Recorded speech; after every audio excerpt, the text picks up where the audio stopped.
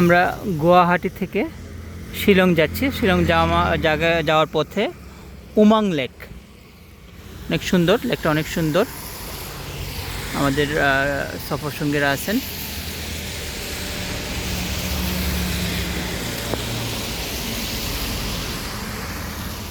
রাস্তাটা সুন্দর সুন্দর বাঁক।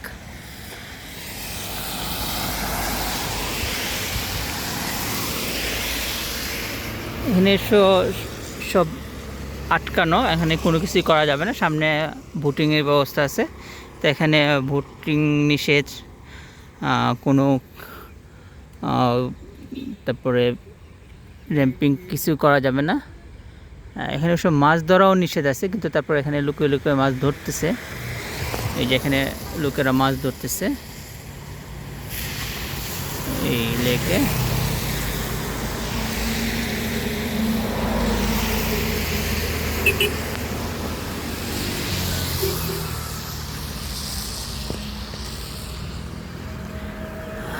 আল্লাহর প্রকৃতি দেখে সুবহানাল্লাহ বলার জন্য আমরা সাধারণত সফর করে থাকি। আল্লাহ কত সুন্দর, এই লেকটা কত সুন্দর করে বানিয়েছেন। এটা তো মানুষের তৈরি না, অবশ্যই। একটা মজার বিষয়টা হলো, এদিকে লেকে অনেক পানি আছে, এদিকে পানি আছে, কিন্তু এই যে এই সাইডটা যদি আমরা দেখি, এই সাইডে কোনো পানি নেই, সাইডে কোনো পানি নেই।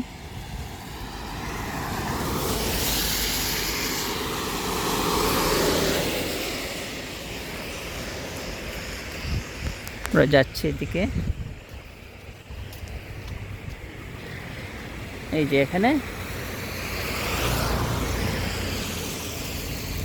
একই রকম অবস্থা, একই জায়গায়, মানে এখানে পানি নাই, ওই সাইডে পানি আছে। হ্যাঁ, পানি নাই এখানে। আসলে মূলত হলো সম্ভবত যেখানে যে পানি জমতেছে সব নিচে চলে যাওয়ার রাস্তা আছে, কিন্তু এখানে একটা বাঁধের মতো তৈরি হওয়াতে এখানে পানিগুলি আর যেতে পারে না, এদিকে আর যাচ্ছে না। ওখানে লেক তৈরি হয়ে গেছে, এরকম হতে পারে। এটাই মনে হবে, মানে এখানে পাহাড় কেটে আমরা এই যে উপরে যে রাস্তাটা দেখা যাচ্ছে, যে উপরে এখানে এই রাস্তাটা হলো শিলং এয়ারপোর্ট যাওয়ার রাস্তা। শিলং এয়ারপোর্ট যাওয়ার রাস্তা। এখান থেকে শিলং এয়ারপোর্ট প্রায় 40 মিনিটের পথ।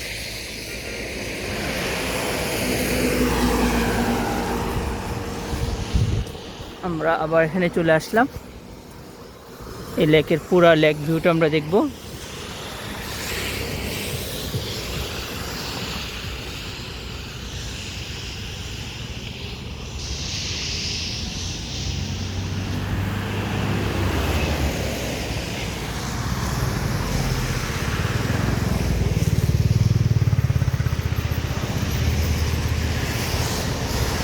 এখানে গাড়ি থামাতে দেয় না, অনেক দূর। হ্যাঁ, অনেক দূর, অনেক বড় লেক। সম্ভবত একজন বলতেছিল বিদ্যুৎ কেন্দ্র কিনা, এই পানিটা জমিয়ে তারপরে অন্য দিক দিয়ে ছেড়ে বিদ্যুৎ তৈরি করা হয়। এটা কি জন্য এখানে বলতেছিল, এটা কিনা না সামনে কে জানে, আমাদের এগুলোর তথ্যটা নাই। আমরা পুরা লেকের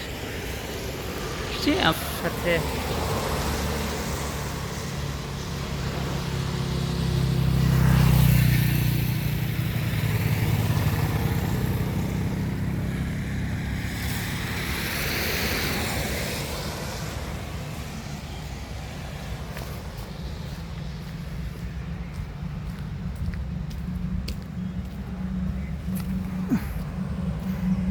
এখানে এটাও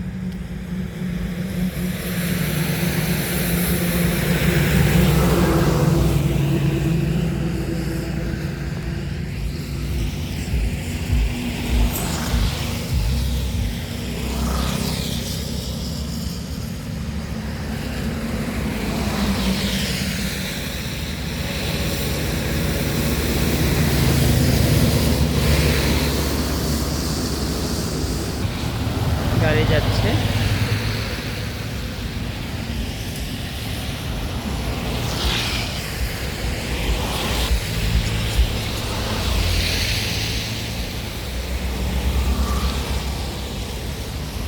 যে কথা আগেও বলতেছিলাম, আমাদের এখানে যেটা হচ্ছে এইদিকে একদম